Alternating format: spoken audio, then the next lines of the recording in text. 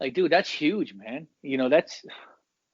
And then again, throwing in the people that we just got last year. Like, again, you just see the trains rolling, man, and it's picking up momentum. And, again, you still got to put it on the field. You still got to back it up. But if we do play our schedule, our schedule is so favorable. It's like, come on, man, let's just play. I would hate to lose a year where you don't get to see King play, Roche play. What happens to Rousseau? Does he bounce? Does Brevin bounce? Like, Yeah. you look at some of these, scenarios, and it's kind of like, whoa, which way can it go? Do those like junior, those, redshirt sophomore and juniors say, oh, no, I'm just going to come back one more year. You never know, man. But I'd love to be able to watch King play at least 1 year and see what he can do with the offense. We've waited so long for a season like this and a quarterback like this. Please, just let us have it, please. So here's my thing, right? I believe that the COVID thing is real. I believe maybe not to the extent that the media and political people are making it out to be. But at some point, you just have to say, we're going to do something. Like in sports, we're just going to play. Like, it is what it is. If you get sick, you get sick. I mean, I don't know what the majority of the population think, but I say we don't play only because I don't know what they're going to do. But deep down, I do think that there's way too much like lost revenue not to play. Well, I read today that did you see that the chairman for like the Peach Bowl or something like that, they said that the opening game for FSU and West Virginia. Chick-fil-A. All three of them. All three games are playing. He So said we're still playing. Okay, Okay, but let me ask you this, though. If the ACC goes back to conference games only, how does FSU play West Virginia? That's the exact same thing that I was wondering. That's why I say, like, I don't know who to believe. I don't know what to believe. I think that ultimately there will be football. I wouldn't be surprised if it's delayed. But in some way or another, I think there will be football. But, I mean, there's just so many things to consider, so many kids to consider, and a lot of variables. A lot of variables. Exactly. So, I read today that California just pushed theirs back until I think after the first of the year, all their high school sports. Yeah, but then Georgia said that they're playing right on schedule or they're going along, because I know at least my high school, like the high school I went to here in Utah, they're planning on playing August 14th, week 1, and so let them play. I don't know what to think. There's so many things going on. The problem is you can't get the media and politicians, everyone's doing double talk, and no one's had a consistent message. So I mean, nobody knows what they're talking about, because even the people that are supposed to be feeding us the good information are all over the place, So I mean, I'm with you guys. I say just friggin' play, if we're not gonna be given accurate information that stays consistent, then let's just screw it. Let's play, man. Yeah, correct. Jordan, we still recording or no? Yeah, we are. Oh, okay. Maybe I'll shoot you guys a text afterwards. Okay. I don't want to say something on the air or online and then it doesn't come to fruition. But I potentially, this is maybe for a future show, I potentially might have somebody that is kind of going to be worth maybe having on the show. So, but I'll shoot you guys a text afterwards. I'm trying to make it work. I'm trying to make it happen. Cool. So, well, that makes that. I'm love to hear that. Yeah. Well, another thing too is I did talk to I texted Larry today just to give you guys a heads up on that. Larry's been on vacation for I think 10 days. He gets back tomorrow. So he said he just wanted to get away and detox. He hasn't forgot about us. So as soon as he gets back, he's going to reach out, and then we'll figure out what's going to happen with that. Radio shows, man. I'm pumped. Yeah. A lot of big things, coming. But yeah, big thanks to Rocky McIntosh for coming on the show. Thanks to our main man, Derek Coe, for picking that up, man. That was awesome. Thank you so much. Dude, man, Rocky's just a beast, man. Gosh. I keep thinking about those years. And like you mentioned, obviously that 05, things kind of went sour after that, obviously after the Peach Bowl, then, Coker fired Solinger and Kehoe and, a couple other coaches. And then we just started tanking, you know what I mean? But I think back to some of those games, like that 05 season, I know you guys had Brian Monroe on the show one time. Did anybody ask him about the muffed snap? No, I was very careful not to ask him. Listen, I blast him on that all the time. Brian's my boy. He was awesome. He was a great interview. Well, he's actually, I got him to, I told Jordan, I reached out to him again. He wants to, he said he's down to come back on as well. So Great. that would be another person there. But like, I razz him about that. I'm like, man, how'd you drop that? But again, like I know these guys, so I can say that. But you look at that 05 season, the loss to Florida State and then that loss to Georgia Tech. That literally, what happens if you win that Georgia Tech game? You go back to the thing is, like, those you beat losses, Florida State. Like the thing is, like those 2 losses were a combined 7 points. Like, oh yeah, it was right correct. there. Like, there's no reason we should have lost to Florida. You don't know. Well, you don't know what happened. That was a potentially game-tying field goll against State. Yeah. Again, maybe he holds a snap and maybe Petty, kicks wide right. Who knows? You know what I mean? There's always opportunity, those possibilities. But like, all you got to do is beat Georgia Tech, and you got the rematch against Florida State, and I think we hands down whooped their ass. And who knows? Then maybe we don't get blown out 40-3 against LSU. It's brutal, man. You think about that. Before we wrap up, I wanted to, Coe, I'd love to hear your opinion. Marsh, you kind of touched on it on Twitter, but I definitely want to hear you touch on it again as well. So you guys saw that Bleacher Report list of top 10 coaching disasters in college football history or something, or recent memory or something. And they had Al Golden 7th or 8th on the list or something.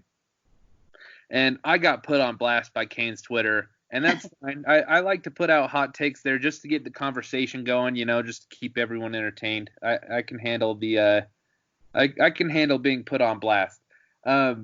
I said that Al Golden did not deserve to be on that list, and even went so far as saying that while I wasn't satisfied with either of their tenures, I think both deserved to be fired when they did get fired.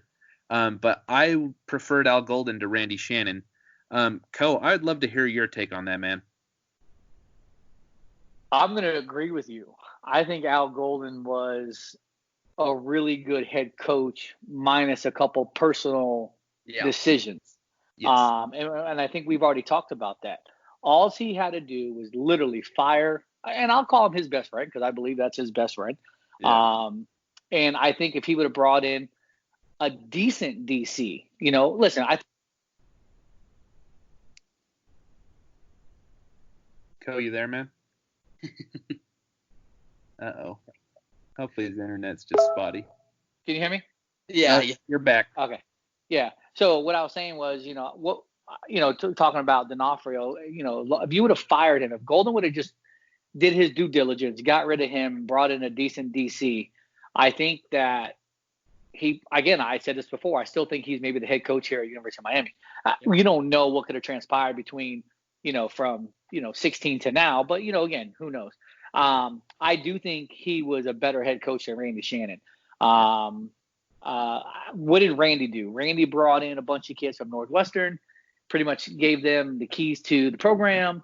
Again, I thought Robert Marv should have literally still been the starting quarterback. This is just my personal, opinions.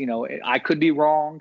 I just don't think things were handled the right way. Again, I don't know the intertwines of what was going on Green Tree about practice and who was outperforming and things like that. I think there was some favoritism, back in that era. But I could be wrong too, but I did like Al Golden. I thought he brought a lot of charisma and excitement. Randy, the thing about Randy that, again, this is just me, my personal opinion, literally he just stood like a statue on the sidelines with his arms folded. He really never got animated. He never got, when you were the defensive coordinator in the 2000s to 04, 05, you didn't have to worry about your defense because of who you had on the field.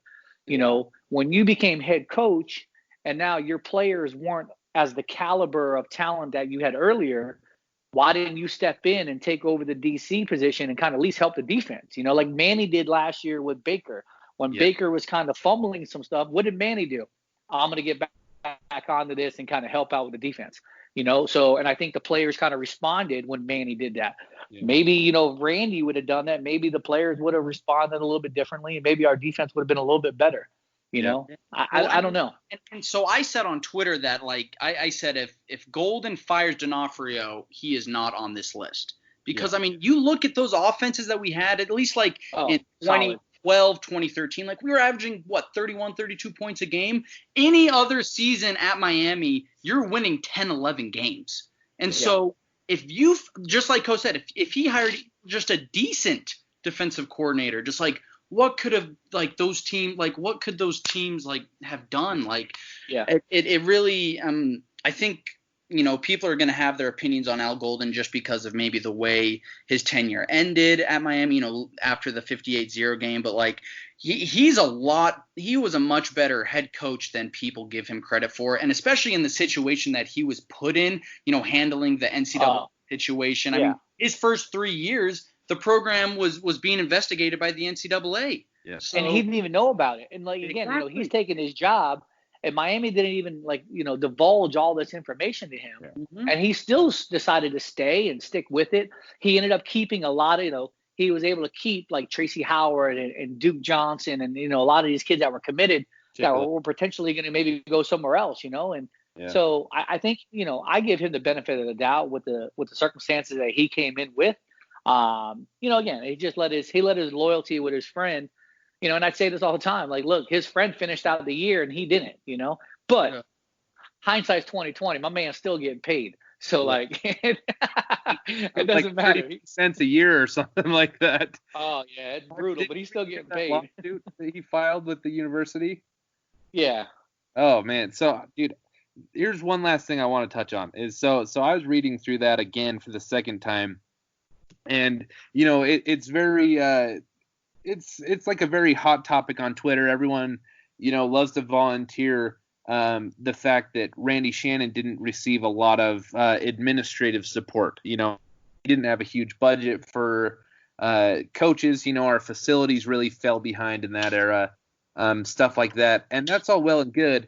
But let's also point to the shortcomings that the administration had under the Al Golden tenure. Yeah. That lawsuit lays out a lot of them, lying to him, misinforming him, letting the whole Nevin Shapiro thing happen while Randy Shannon was here and then just kind of dumping that in his lap, forcing him to play with the limited scholarships, not fixing the practice field that was getting his players hurt. Like, dude, our administration really, really struggled in that, from like 2000, and that's saying it nicely. 2015. Oh my gosh, man. And the funny thing too about it, if you look at the sanctions, well, let me not use the word sanction, but if you look at the penalties that they penalized Miami at, like, you remember that opening game against Maryland where we were missing Olivier Vernon and Ja'Cory and a bunch of other players. Like, literally, for going out to dinner, like, you're going to suspend guys for 4 or 5 games, but then when you look across the board and you see other college programs, what they've done, and like literally they're trying to do anything and everything to literally punish Miami, but other schools can get away with so much more. You know what I mean? Yeah. And like, that's the frustrating part that I have with the NCAA. Like, it's just, there's no consistency. And just like the fact that the NCAA, like, when the investigation came to an end, like, there was nothing. Like, we basically just went through 2-3 years of nothing. For no reason. Like if you players were suspended for like the total of, just like you were saying, for dinner, like a total of $20. Yeah. Yeah, correct.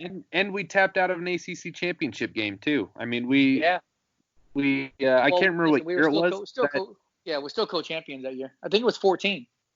No, I think it was 12, I think. Well, I think it was Golden's first year, wasn't it? So was it 12? Second year. Second year. Yeah. Yeah. And it's brutal, man. I just think that everybody wants to try to bash Miami because Miami created that reputation, in the late 80s. And unfortunately, here it is 30 years later, it still holds weight. You know what I mean? Yeah, for sure, man. That's a good thing to have, though. I mean, obviously, if they're still talking about you for what you did 30 years ago, you're doing something right. Right. You know what I mean? Yeah, so I agree, man. I mean, compare our program to Tennessee right now. And I'd much rather be Miami than Tennessee or Nebraska. Or Nebraska. Or Nebraska, and but you know what? But here's the funny thing. Obviously, you guys live out that way, right, in the Midwest. It doesn't matter if Nebraska goes 1-11. They're selling out that stadium every single week. I went out there. I believe it was 14 we played out there. I went